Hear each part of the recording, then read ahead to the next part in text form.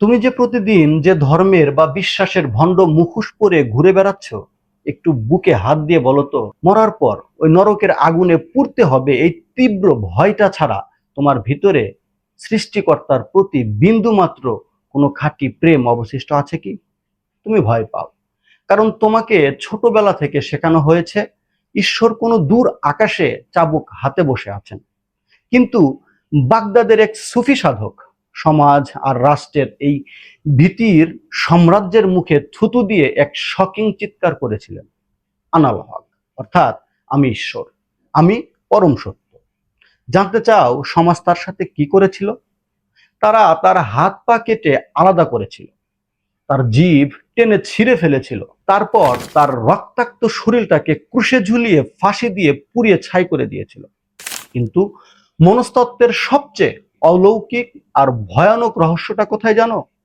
যখন তার কাটা হাত পা থেকে রক্ত ঝরছিল, সেই রক্তের প্রতিটা ফোঁটা মাটিতে পড়ে নাকি দেয়ালে দেয়ালে একই শব্দ ফুটিয়ে তুলছিল, আনাল হক। কোন চরম মনস্তাত্ত্বিক উন্মাদনা আর প্রেমের চূড়ান্ত ঘর্ষণে একটা মানুষের নিজের আমিত্ব বা ইগো এতটাই বিলুপ্ত হয়ে যায় যে মৃত্যুর মুখে দাঁড়িয়েও সে নিজের ভেতরের পরম ব্রহ্মাণ্ডকে আবিষ্কার করে ফেলে। আজ তুমি প্রথমবার বুঝবে সমাজ তোমাকে বাইরে খুঁজতে শিখিয়ে কিভাবে তোমাকে তোমার নিজের ভেতরের অনন্ত শক্তি থেকে চিরতরে অন্ধ করে রেখেছে। স্বাগতম ইমরান আর্কাইভস ইউটিউব চ্যানেলে ও ফেসবুক পেজে। আমি ইমরান। আমরা আলোচনা করছি আমাদের জীবনের সবচেয়ে বিপজ্জনক অধ্যায়। আজ আমরা নামবো ইতিহাসের সবচেয়ে রক্তক্ষয়ী, নির্মম এবং শ্বাসরোধকারী এক আধ্যাত্মিক ট্র্যাজেডির গভীরে। আজ আমাদের আলোচনার মূল বিষয় হলো মনসুর হাল্লাজ এবং আনাল হকের মনস্তাত্ত্বিক রহস্য। আজ আমরা কোনো সাজানো রূপকথা শুনবো না। আজ আমরা এক নির্মম সাইকোলজিক্যাল ব্যবিচ্ছেদ করব। কেন মনসুর হাল্লাজের এই একটিমাত্র সত্য প্রাতিষ্ঠানিক পণ্ডিতের পুরো ক্ষমতার সিংহাসনকে কাঁপিয়ে দিয়েছিল?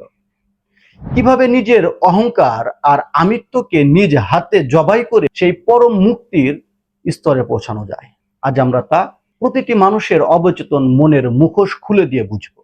প্রস্তুত হয়ে যাও নিজের এতকালের চেনা ইবাদত আর অন্ধবিশ্বাসের পুরো জগৎটা চূর্ণ বিচূর্ণ হতে দেখার জন্য। কারণ এই প্রখর সুফি সত্য সহ্য করতে কলিজা লাগবে।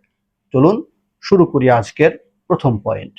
পয়েন্ট 1, আমিত্বের বিভ্রম এবং ইগোর মনস্তাত্ত্বিক বিলুপ্তি।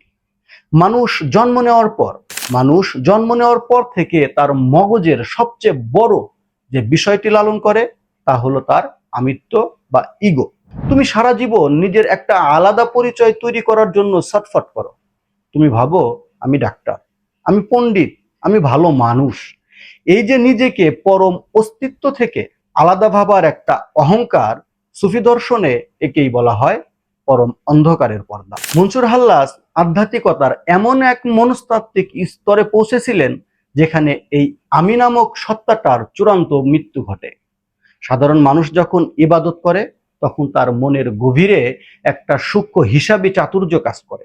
সে ভাবে আমি উপাসনা করছি আর তিনি স্বর্গে বসে আমার উপর খুশি হচ্ছেন। এই দ্বৈততাই হলো মানুষের অবচেতন মনের সবচেয়ে বড় ফাঁদ। হাল্লাজ এই চাতুর্যের দেয়ালটাকে ভেঙে গুঁড়িয়ে দিয়েছিলেন। তিনি যখন তার গুরুর নির্দেশে বছরের পর বছর গভীর মরমী ধ্যানে নিজের অবচেতন মনের একটা পর্দা খুলে নগ্ন সত্যের মুখোমুখি হচ্ছিলেন, তখন তিনি এক চরম সত্য আবিষ্কার করলেন। তিনি বুঝলেন যতক্ষণ মনের ভিতরে আমি ভাবটা বেঁচে থাকবে ততক্ষণ ঈশ্বরের তীব্র উপস্থিতি অনুভব করা অসম্ভব। কারণ একটা ঘরে দুইজনের থাকার জায়গা হয় না। হয় সেখানে তোমার অহংকার থাকবে, নয়তো সেখানে পরম সত্যের নূর থাকবে। একটু নিজের জীবনের দিকে তাকিয়ে ভেবে দেখো তো, তুমি যখন কারো গভীর প্রেমে পড়ো কিংবা কোনো কাজে নিজেকে সম্পূর্ণ হারিয়ে ফেলো, তখন কি তোমার মনে থাকে যে তুমি কে? সেই পরম নিস্তব্ধ মুহূর্তে তোমার চিন্তাশীল মগজটা সাময়িকভাবে অবশ হয়ে যায়। মনসুর হাল্লাজের ক্ষেত্রে এই অবশ হওয়াটা সাময়িক ছিল না, তা ছিল এক চিরন্তন রূপান্তর। তিনি ধ্যানের আগুনে নিজের ইগো বা আমিত্বকে প্রতিদিন নিজ হাতে জবাই করেছে। নাচরবান্দা মন যখন তার সমস্ত লৌকিক পরিচয় হারিয়ে সম্পূর্ণ শূন্য হয়ে গেল, ঠিক তখনই তার মুখ থেকে ওই সনাতন সত্যটা বেরিয়ে এসেছিল, আনাল হক। অর্থাৎ আমি তো আর নেই, এখন আমার ভিতর কেবল সেই পরম সত্যই অবশিষ্ট আছে। কিন্তু এই সমাজ আর প্রাতিষ্ঠানিক পণ্ডিতেরা হাল্লাজের এই মনস্তাত্ত্বিক বিলুপ্তি বোঝেনি। তাদের মগজ ছোট ছিল, তারা ভেবেছিল হাল্লাজ নিজেকে বড় প্রমাণ করার জন্য অহংকার করছেন। অথচ সত্যটা ছিল সম্পূর্ণ উল্টো। হাল্লাজ নিজের অহংকারটাকে পুরোপুরি পিষে মেরে ফেলেছিল বলেই ওই পরম নূর তার ভিতর থেকে উপচে পড়ছিল। তুমি নিজের মিথ্যা আমিত্বের খাঁচায় বন্দি থেকে নিজেকে খুব নিরাপদ ভাবছো, তাই তোমার পুরো অস্তিত্ব প্রতিদিন এক তীব্র একাকিত্ব আর অবসাদে কুরে কুরে মরছে। কিন্তু নিজের আমিত্বকে এই চূড়ান্তভাবে বিলীন করে দেওয়ার পর যখন মনসুর হাল্লাজ বাগদাদের রাস্তায় রাস্তায় এক মুক্ত আত্মার মতো ঘুরে বেড়াচ্ছিলেন, তখন সেই সময়ের ক্ষমতার লোভী সমাজ তার এই জাগরণকে সহ্য করতে পারেনি। যে সমাজ নিজের বিশ্বাসের ভণ্ড দেয়ালকে বাঁচাতে একটা জ্যান্ত মানুষের মাংস কেটে টুকরো টুকরো করতে দ্বিধা করে না, তাদের অবচেতন মনের সেই আদিম হিংস্রতা মনসুরের উপর কিভাবে উপচে পড়ছিল। এবার আমরা বাগদাদের সেই অন্ধকার বিচারালয় আর সুফিবাদের ইতিহাসের সবচেয়ে রক্তক্ষয়ী ঘটনার সামনে দাঁড়াবো। পয়েন্ট 2, প্রাতিষ্ঠানিক ধর্মের ভীতি এবং ক্ষমতার মনস্তত্ত্ব। মানুষকে শাসন করার জন্য সমাজ এবং প্রাতিষ্ঠানিক ধার্মিকেরা যুগের পর যুগ ধরে সবচেয়ে বড় যে মনস্তাত্ত্বিক অস্ত্রটি ব্যবহার করে এসেছে তা হলো ভয়। তোমাকে ছোটবেলা থেকে প্রতিনিয়ত একটা অদৃশ্য শক্তির ভয় দেখানো হয়, যাতে তুমি কোনো দিন নিজের মগজ ব্যবহার করে প্রশ্ন করার সাহস না পাও। তারা চায় তুমি সারা জীবন একজন বাধ্য মেরুদণ্ডহীন অনুসারী হয়ে থাকো, যার সুতো থাকবে তথাকথিত সমাজপতিদের হাতে। বাগদাদের সেই বিচারালয়ে মনসুর হাল্লাজ যখন দাঁড়িয়েছিলেন, তখন লড়াইটা স্রেফ একটা তত্ত্বের ছিল না, ওটা ছিল এক রক্তক্ষয়ী মনস্তাত্ত্বিক যুদ্ধ। হাল্লাজ যখন বললেন আনাল হক বা আমি পরম সত্য, তখন প্রাতিষ্ঠানিক পুরোহিতদের ক্ষমতার পুরো সিংহাসনটা এক সেকেন্ডের জন্য নড়বড় হয়ে গিয়েছিল। কেন জানো? কারণ যদি প্রতিটি মানুষ বুঝতে শুরু করে যে পরম ব্রহ্মাণ্ড বা সৃষ্টিকর্তা কোনো দূর আকাশে বসে নেই, বরং তিনি প্রতিটি আত্মার ভেতরেই বিরাজ করছেন, তবে দিন শেষে ওই মধ্যভোগী গুরু আর সমাজপতিদের দোকানে তালা পড়ে যাবে।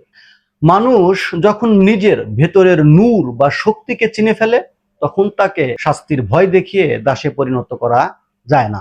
সে তখন সমস্ত কৃত্রিম নিয়মের খাঁচা ভেঙে এক পরম স্বাধীন সত্তায় রূপান্তরিত হয়।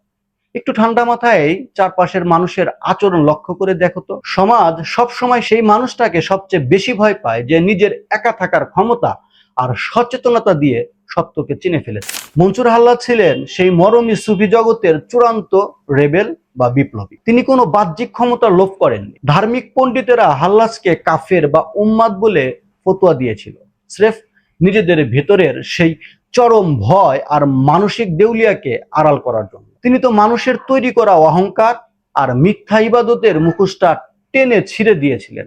যখন একটা সমাজ নিজের তৈরি করা মিথ্যার বাস্তবতার দেয়ালকে বাঁচাতে একজন চরম সত্য দ্রষ্টাকে পুড়িয়ে মারার আয়োজন করে, তখন প্রমাণ হয় যে সমাজ কতটা উন্মাদ এবং মানসিকভাবে বিকারগ্রস্ত। ফাঁসির মঞ্চে যখন মনসুর হাল্লাজের চামড়া চিরে রক্ত ঝরানো হচ্ছিল, তখন তার অবচেতন মন কোন পরম আনন্দের ঘোরে ডুবেছিল।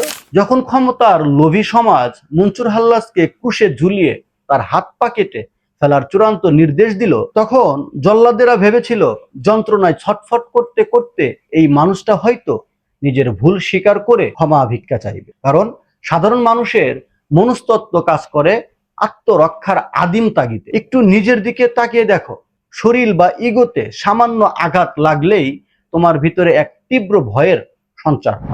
তুমি বাঁচতে চাও, তুমি আপোষ করো। কিন্তু মনসুর হাল্লাজ ফাঁসির এই চূড়ান্ত মঞ্চে দাঁড়িয়ে সাধারণ মানুষের এই অবচেতন মনস্তত্ত্বকে এক প্রচন্ড ধাক্কা দিয়েছিল। যখন জল্লাদ তার একটা হাত কুঠার দিয়ে কেটে আলাদা করে দিল, হাল্লাজ তখন যন্ত্রণায় চিৎকার করেননি, উল্টো তিনি তার অন্য হাতটি নিজের মুখের রক্তে ভিজিয়ে গালে মাখতে শুরু করলেন। উপস্থিত বিচারকরা ভাবলো মৃত্যুর ভয়ে হয়তো মনসুর হাল্লাজ পাগল হয়ে গেছে। তারা চিৎকার করে জিজ্ঞাসা করলো, মনসুর, এই মৃত্যুর মুখে দাঁড়িয়ে নিজের রক্ত মুখে মাখার কারণটা কি? মনসুর হাল্লাজ তার সেই শান্ত, গভীর আর সমন্বয়ী চোখ দুটো মেলে জবাব দিয়েছিলেন, আমি এত কাল ধরে প্রেমের যে ইবাদত করছি, আজ তার অজু করার পরম সময় এসেছে। আর একজন খাঁটি প্রেমিকের অজু কোনো সাধারণ জল দিয়ে হয় না, তা করতে হয় নিজের বুকের তাজা রক্ত দিয়ে। মানুষ যখন নিজের ক্ষুদ্র অস্তিত্বকে সম্পূর্ণ চূর্ণ করে দেয়, তখন দেহের কোনো তীব্রতম ভৌতিক যন্ত্রণাও আর অবচেতন মনকে স্পর্শ করতে পারে না। হাল্লাজ তার শরীরের রক্তকে স্রেফ একটা তরল পদার্থ ভাবেননি। তিনি জানতেন এই রক্ত হলো তার ভেতরের সেই পরম প্রেমের একটি জ্বলন্ত কণা। প্রাতিষ্ঠানিক পণ্ডিতেরা যখন তার জিভ টেনে ছিঁড়ে ফেলেছিল, তখন তারা ভেবেছিল তারা মনসুরের কণ্ঠ স্তব্ধ করে দিল। কিন্তু সুফি দেহতত্ত্বের সবচেয়ে আলকেমি বা রহস্যটা তখনই ঘটলো, মনসুরের কাটা হাত পা আর শরীর থেকে যখন রক্ত মাটিতে গড়িয়ে পড়ছিল, সেই রক্তের প্রতিটা ফোঁটা নাকি মাটিতে পড়ে দেয়ালে এক অলৌকিক প্রতিধ্বনি তৈরি করছিল, আনাল হক, আনাল হক। সমাজ তার শরীরকে মেরে ফেলতে পেরেছিল, কিন্তু তার অবচেতন মনের সেই চূড়ান্ত মহাজাগরণকে তারা কোনো শৃঙ্খল দিয়ে বেঁধে রাখতে পারেননি। আর তুমি আজ এক সামান্য সামাজিক স্ট্যাটাস বা চেনা মানুষের ভয়ের কারণে নিজের আসল সত্যটাকে ভেতরে গলা টিপে হত্যা করছো। কিন্তু মনসুর হাল্লাজের এই রক্তক্ষয়ী ট্র্যাজেডি যখন কেবল বাগদাদের মাটিকে রক্তাক্ত করেই ক্ষান্ত হলো না, তখন তা যুগ যুগ ধরে মানুষের তৈরি করা অন্ধবিশ্বাস আর ধর্মের মেকি দেয়ালগুলোকে চিরতরে ধুলোয় মিশিয়ে দিল। মনসুর হাল্লাজের শরীরটাকে যখন পুড়িয়ে ছাই করে দেওয়া হলো এবং সেই ছাই দজলা নদীর বুকে ভাসিয়ে দেওয়া হলো, তখন প্রাতিষ্ঠানিক সমাজ ভেবেছিল তার অধ্যায়ের সমাপ্তি ঘটিয়েছে। কিন্তু সুফি মনস্তত্ত্বের সবচেয়ে বড় সত্যটা এখানেই লুকিয়ে আছে। তুমি কোনো মানুষকে হত্যা করতে পারো, কিন্তু তার রূপান্তরিত চেতনাকে হত্যা করার মতো কোনো তলোয়ার এই পৃথিবীতে আজ পর্যন্ত তৈরি হয়নি। একটু মন দিয়ে ভাবো, সাধারণ মানুষ কেন সারা জীবন একাকিত্ব আর এক তীব্র মানসিক শূন্যতায় ভোগে? কারণ সমাজ তোমাকে জন্মের পর থেকেই এই মহাবিশ্ব থেকে আলাদা, একাকী একটা প্রাণী হিসাবে বাঁচতে শিখিয়েছে। তুমি আলাদা, প্রকৃতি আলাদা, আর ঈশ্বর সম্পূর্ণ আলাদা। এই যে বিচ্ছিন্নতার গভীর মনস্তাত্ত্বিক রোগ, এটাই মানুষের ভেতরের সমস্ত দুঃখ আর ডিপ্রেশনের মূল কারণ। মনসুর হাল্লাজ এই রোগটাকেই চিরতরে নিরাময় করে দিয়েছিলেন। তার কাছে নিজের ক্ষুদ্র আমিত্ব বিলীন হয়ে যাওয়ার পর যে পরম চেতনার জন্ম হয়েছিল, তা ছিল এক অখণ্ড বাস্তবতার অনুভূতি। যখন মনসুরের ছাই নদীর জলে মিশে যাচ্ছিল, তখন নাকি সেই জলের প্রতিটি তরঙ্গ থেকে একই শব্দ ধ্বনিত হচ্ছিল, আনাল হক। যখন তোমার ভিতরের মিথ্যা ইগো বা দেয়ালটা ভেঙে যায়, তখন তুমি আর স্রেফ একটা ক্ষুদ্র নদী থাকো না, তুমি খোদ মহাসাগরে পরিণত হও। তোমার তখন আর আলাদা কোনো অস্তিত্ব থাকে না, তুমিই নদী, তুমিই আকাশ, তুমিই খোদ পরম সত্য। ইতিহাসে মনসুর হাল্লাজকে সুফিরা কোনো সাধারণ মানুষ বা শহীদ হিসাবে দেখেন না, তিনি হলেন মানুষের চেতনার এক চূড়ান্ত স্তরের জীবন্ত প্রতীক, যে স্তরে গেলে মানুষের সমস্ত জাগতিক চাওয়া পাওয়া, সস্তা মানসিক লালসা আর মৃত্যুর ভয় এক সেকেন্ডে উধাও হয়ে যায়। অথচ তুমি আজ এক সামান্য কাল্পনিক ফ্যান্টাসি বা ডোপামিনের স্পাইক খোঁজার জন্য নিজের এই পরম চেতনাকে প্রতিদিন অবশ করে রাখছো।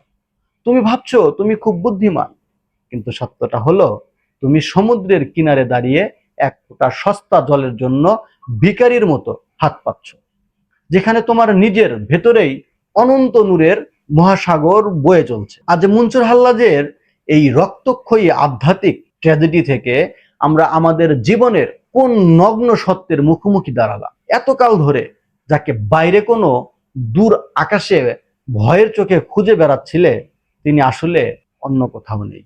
তিনি তোমার নিজের এই অহংকার আর সামাজিক মুখোশের আড়ালে খোদ তোমার ভিতরেই বন্দী হয়ে আছেন।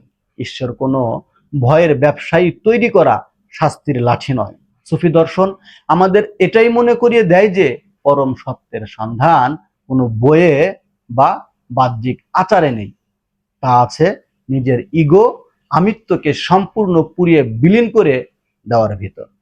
সিদ্ধান্ত এখন সম্পূর্ণ তোমার, নিজের হাতে। তুমি কি সারা জীবন এই সমাজের তৈরি করে দেওয়া ভয়ের খাঁচায় বন্দি থেকে নিজের আসল তেজ আর মানসিক মেরুদণ্ডটাকে প্রতিদিন ক্ষয় করে এক জীবিষ্ণু দাস হয়ে বেঁচে থাকবে, নাকি মনসুর হাল্লাজের মতো সচেতনতার এক প্রখর আগুন জেলে নিজের মধ্যে আমিত্বকে নিজ হাতে জবাই করে নিজের ভেতরের পরম নূরের মহাজাগরণ ঘটাবে?